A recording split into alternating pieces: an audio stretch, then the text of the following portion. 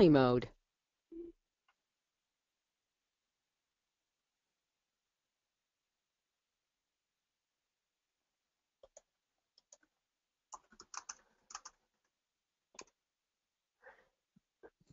Good afternoon, everyone. Welcome to today's webinar with Hanapin Marketing, PPC Hero, and AdStage. Today, we're actually going to be talking about planning a knockout 2015 PPC strategy with myself. I'm Sarah Steeman and Sam Mazahari from AdStage. As we dig into today's presentation, we're actually going to cover some look back. So we'll look back at 2014, and then our bullets are some direct takeaways that you can take into your 2015 planning. Hello everyone, this is Sam. I'm from AdStage. Looking forward to chatting through some 2015 strategy. Just a little bit of background about me. So AdStage is a campaign management platform, and our tool lets you integrate search and social networks into one dashboard to manage your campaigns from one place. Before I was with AdStage, I worked at Google as part of the AdWords product management team as an in-house AdWords expert. And before that, I actually ran PPC campaigns for e-commerce websites as an in-house marketer. So it's great to be here, and thanks for the interest, Sarah. Thanks, Sam. So as I mentioned, I am another presenter today along with Sam. So I work as an account manager at Hanapin Marketing. I'm also a blogger with PPC Hero. And I've been with Hanapin for about 6 months now after spending some time on the client side in the financial services and insurance verticals. So just so everyone knows, if you want to join the conversation today, please do. We encourage that. You could tweet with the hashtag ThinkPPC or use the webinar question box and send us questions. If you've participated in some of the past webinars we've held at Hanapin and PPC Hero, you're familiar with our questions. So our first live question today is, how long have you been in PPC? So less than 1 year, 1 to 3 years, 3 to 5 years, and 5+ years. I myself have been doing this for 5+ years, which makes me pretty old here. What about you, Sam? Yeah, I guess I'm old too. I've been doing it just about 5 years now. I first got started with Facebook ads. Awesome. Looks like some of the votes are coming in here. So we have a pretty good mix today. I would say the majority right now are into the 1 to 3 range, which is perfect. So we appreciate everyone in attendance. Definitely some 5+ and across the board. So our second poll question is, how do you manage your PPC accounts? I manage it myself. I'm part of a team that manages it. I outsource, or I'm rethinking how my account is managed. Obviously working on the agency side at Hanapin, we work with companies that outsource their PPC management, but we also work with and directly with internal teams. So looking forward to some of the answers coming in here. Looks like we're in-house team and some agency. So it looks like most people voted pretty quickly there. So again, glad to have you. A lot of in-house advertisers, looks like. Yeah. So as we start to dig into, as the slides catch up to us. Okay, sorry about that. So as we dig into today's presentation, we are going to be talking about planning and a knockout PPC strategy going into 2015. So obviously we know digital marketing is in a constant state of change and evolution, and you know, Sam and I have talked a lot, and we know that 2015 is going to be no different. So today we're going to be talking about devices, be that mobile, tablet, and desktop, audiences, shopping, social media marketing, and then we're going to end with talk about how content plays a role in this landscape as well. So the format for the slides is really what happened in 2014, and then as I mentioned before, the bullets are meant to be direct takeaways, and they're going to serve as tips as you start to dive into your planning for 2015. Yeah, this list is by no means comprehensive, but as we chatted, look, these were the themes that really jumped out as hot topics in 2014, and definitely some, which I've put in some, actionable takeaways and next steps for you. So when you're planning your 2015, you know where to allocate resources, where to dig in, where to become more educated and learn more, because the landscape is constantly changing, and we want to be first movers with every open opportunity, given that, advertising is an auctions model, and we want to be the ones taking advantage of it before our competitors. So hopefully this is going to help you put together a great 2015. Thanks, Sam. So starting off, mobile. So mobile, I'll take on this one. So mobile's big. I mean, every year seems to be the year of mobile, and that's kind of the running joke. But mobile is constantly changing, and the phones of last year are not anything like the phones of this year. If you picked up an iPhone 6, or even if you're an Android fan, if you picked up some of the large screen Android devices, the line between mobile and tablet and desktop is quickly blurring. And what does that mean for you as an advertiser? Because in the past you had maybe a dedicated campaign for your mobile devices where you can have a lower budget, different ad copy, maybe send people to a microsite or a dedicated landing page. But all that is rapidly changing. And so rethink what mobile means to you and how it's going to play a part in your campaign strategy. Just this past week, AdWords, or Google rather, began adding the mobile-friendly label to search results, and we're seeing them put pressure on marketers to come up with a better way to reach users on mobile devices. You need to have better landing pages and make more accessible the advanced features of your website. You can't give people a dumbed-down version of your website anymore if they're mobile. They expect more. And so rethink what mobile means for your business. And some actionable takeaways there are to optimize your ad copy for mobile, of course, but also use call-out extensions, which are now being favored over site linking extensions. Review your mobile bid modifiers. And of course, just make sure your site performs best on today's mobile devices.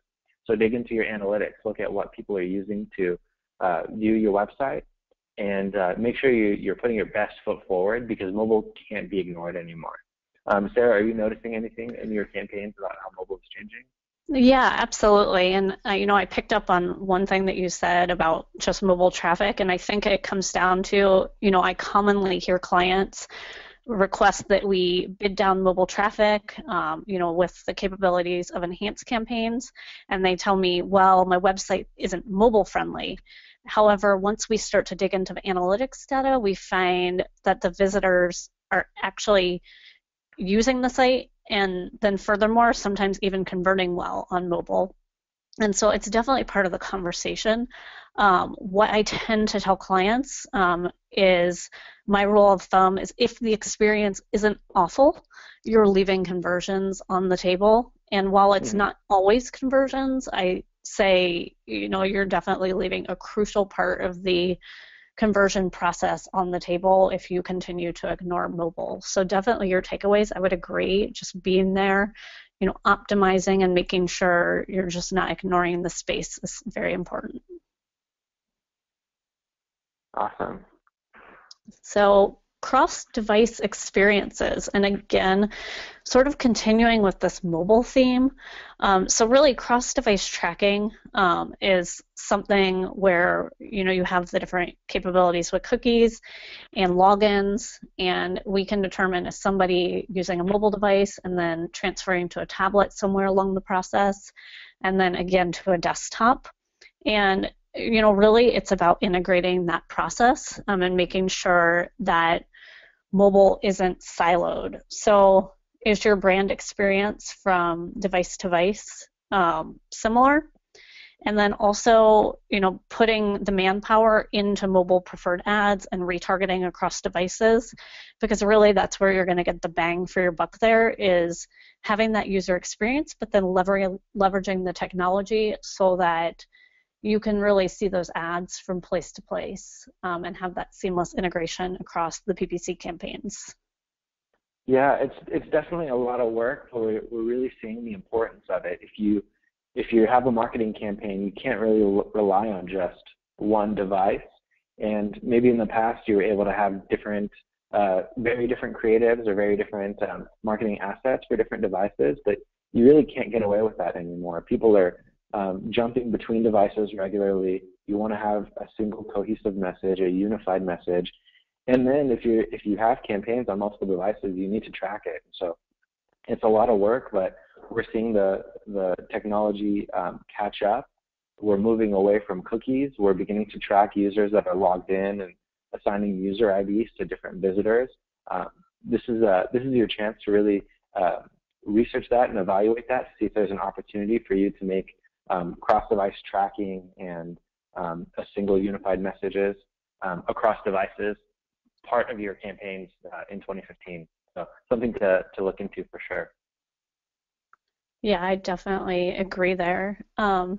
So the next topic we picked, and it was a theme that both Sam and I saw across just blogs and different industry experts, was really the audiences versus keywords and our transition sort of back to marketing towards whole audiences. So this comes out of, in 2014, Google rolled out the retargeting leads for search, which enabled us as advertisers to really bid on broader keywords within search, given that we knew certain information about the searcher.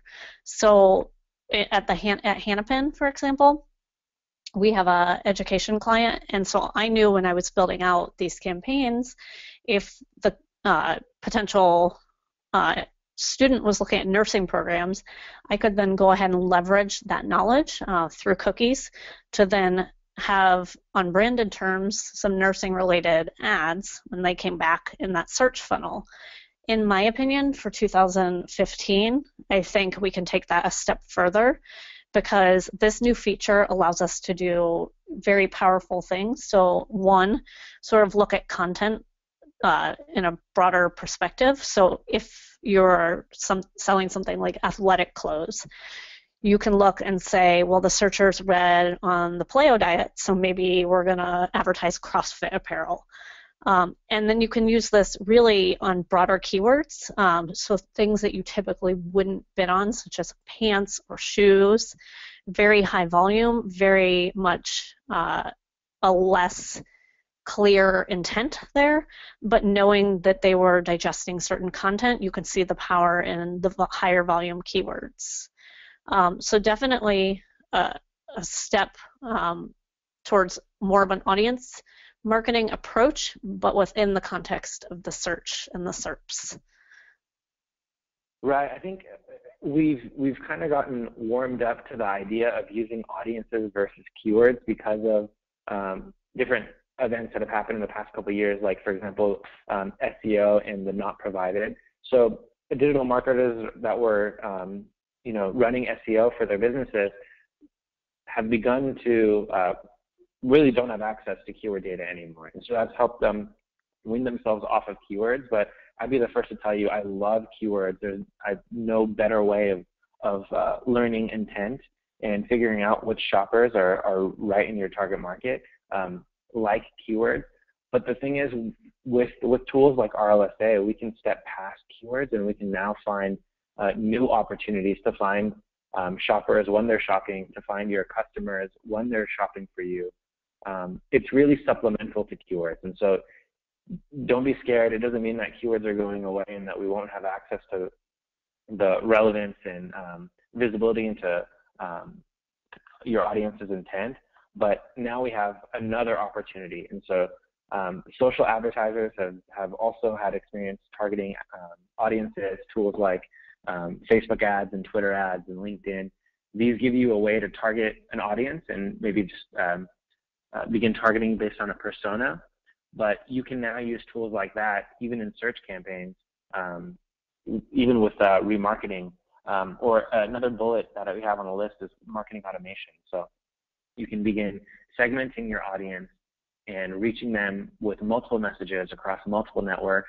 And it kind of goes back to the whole unified message of cross-device. Like you now have the ability to target audiences, and keywords is one way of doing it, but there's newer ways and different ways that will open up increased volume for you. And so in 2015, look into how you can reach audiences and maybe rely less on keywords. So you can keep your keywords, but also go after audiences in different ways.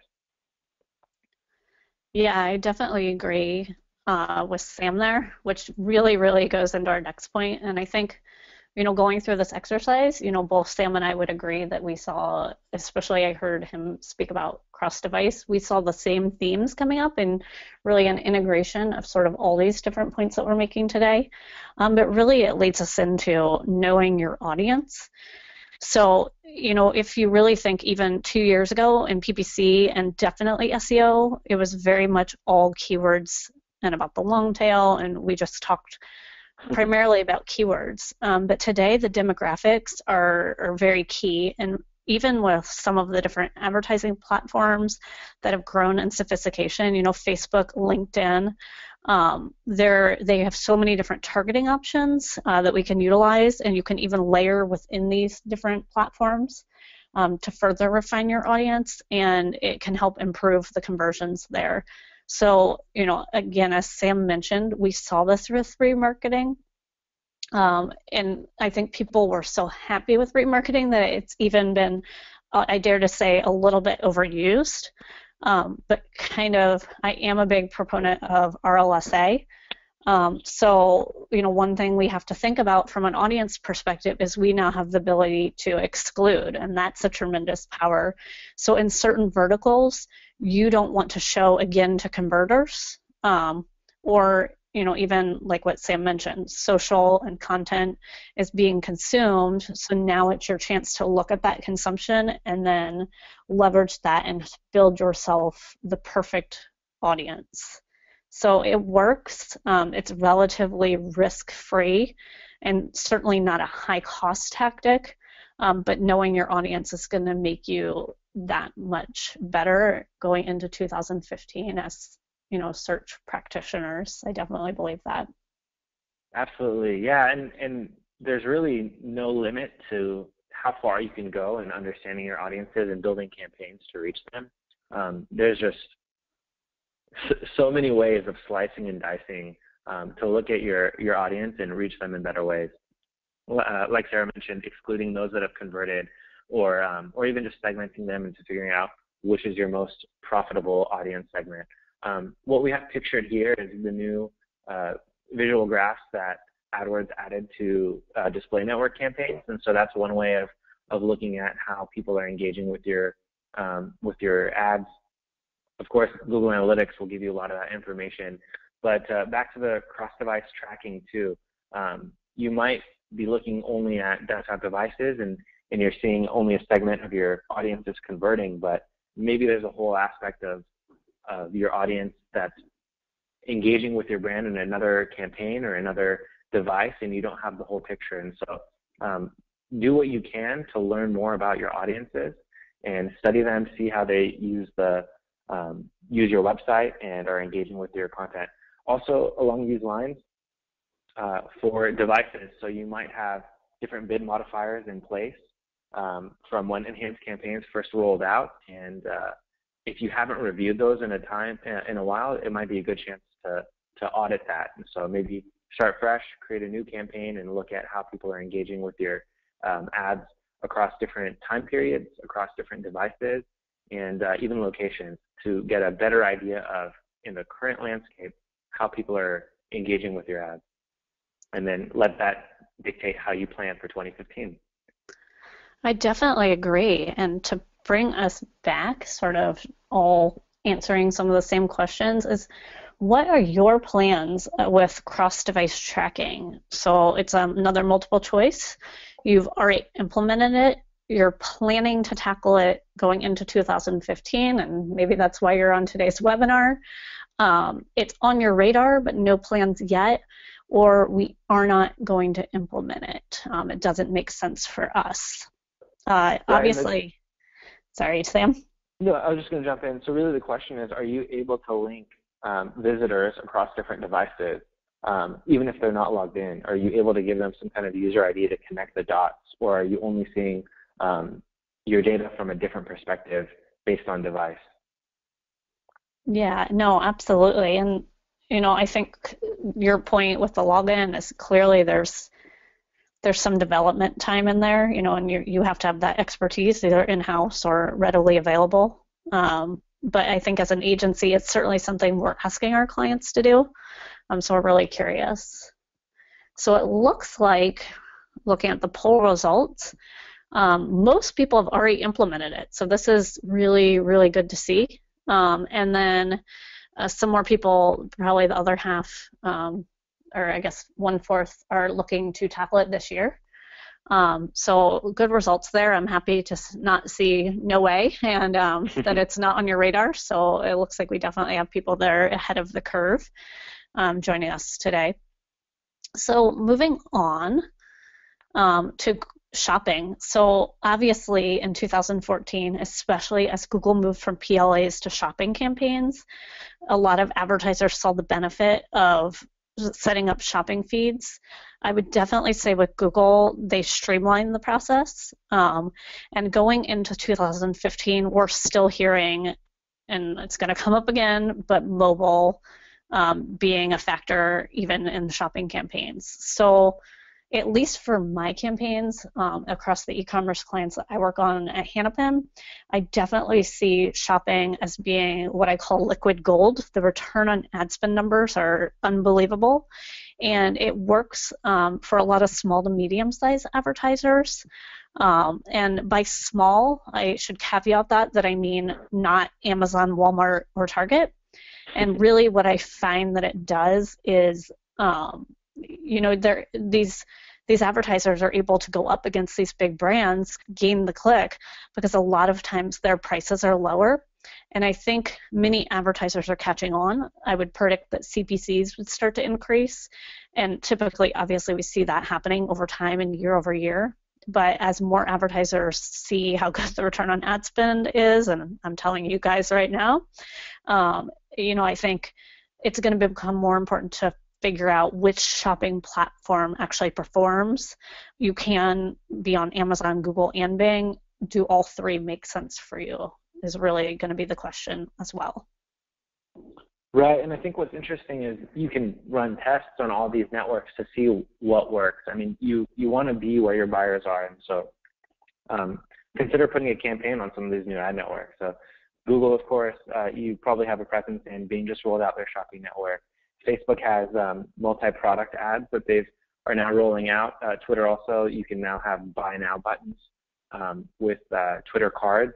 Pinterest, if your shoppers are on Pinterest looking at creative ideas and new products to buy, you can leverage some of the self-serve ads on Pinterest. And then Amazon, of course, is the #1 marketplace for shoppers, and so test Amazon ads. And like Sarah said, you don't have to maintain campaigns on all those networks, but you do want to see where your audience is, and you want to have a presence there. And so if you haven't tested those networks, do so, especially being which just rolled out. It's an opportunity to reach a different audience than what you're getting if you're only using Google. And then also, as Sarah mentioned, even a dedicated mobile app is something that you might want to consider. The benefits there are, of course, with tracking, because you have better insight into how users are engaging with your app. Also, you can use push notifications to get users clued in to maybe flash sales or special promotions. They don't have to open an email to learn more. They can just see it on their home screen as their phone lights up.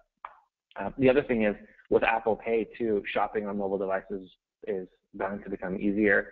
With a single thumbprint, you'll be able to complete a shopping cart checkout and no more typing in security codes and credit card numbers. So that's another aspect to look into for 2015. With the next slide, we wanted to cover social. So Sarah, you can jump to that one.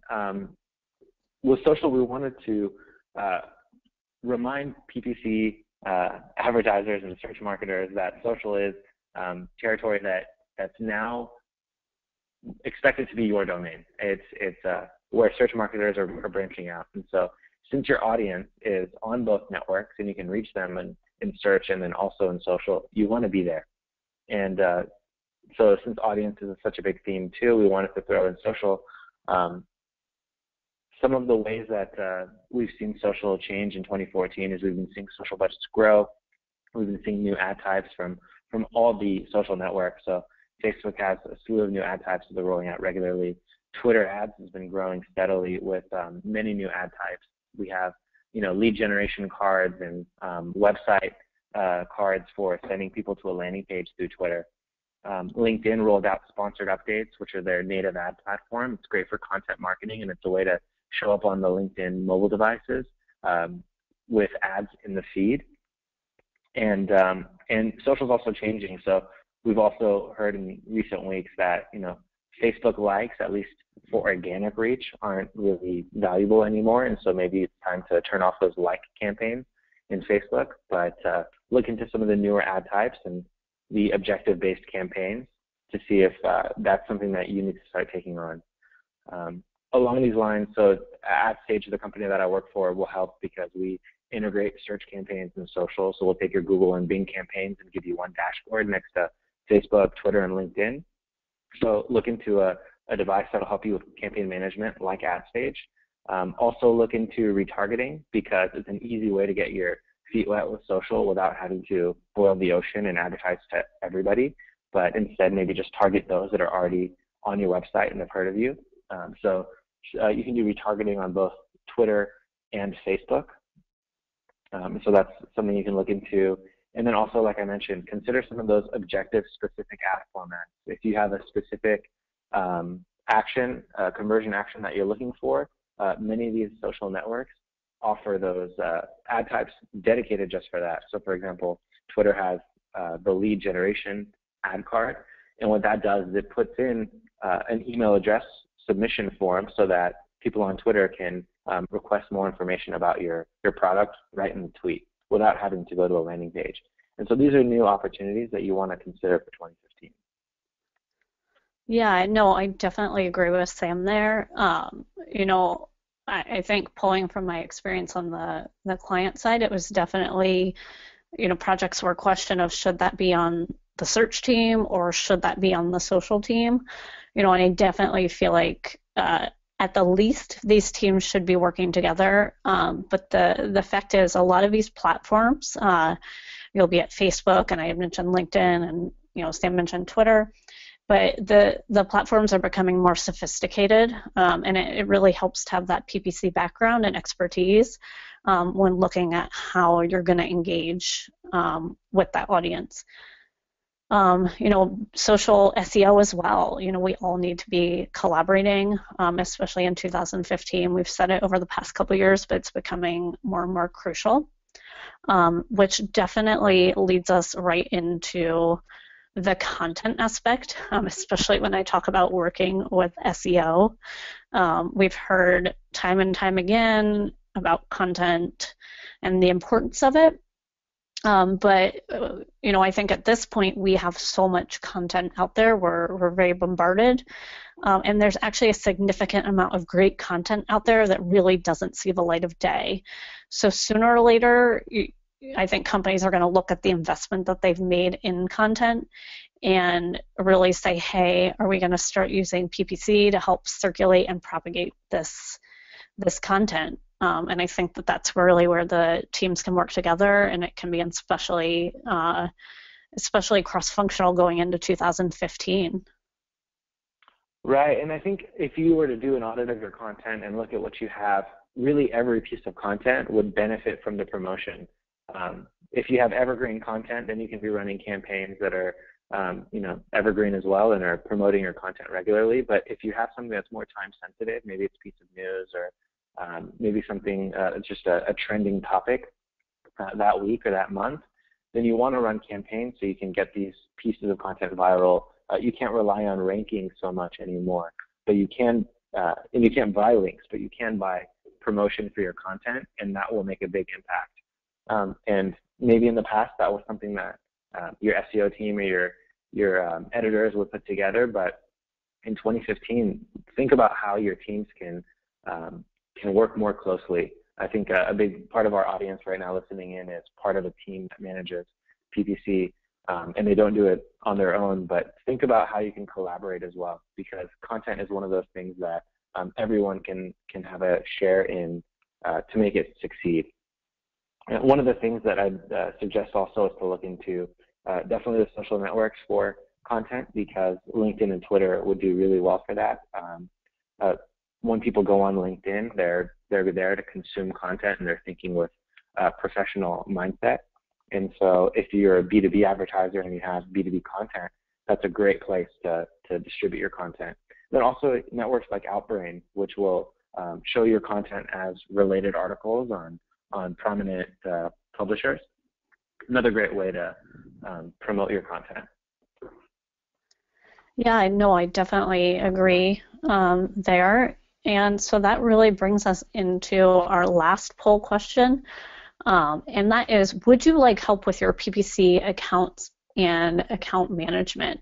So, a free account assessment with Hanapin, and this is for accounts that are spending more than $20,000 a month. A free trial of AdStage, which Sam can definitely talk about, both or no thanks.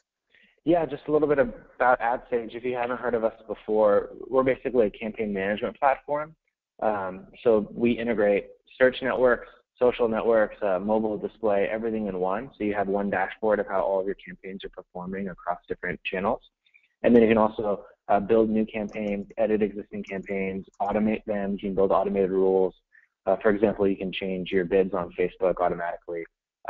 These are the kind of features. So free trial to anyone who's on the webinar right now, and we'll actually bump you up on the wait list. So if you just check that box, and we'll get you started. Looks like there's some interest, so definitely follow up on that. So again, we're really sorry for the late start today.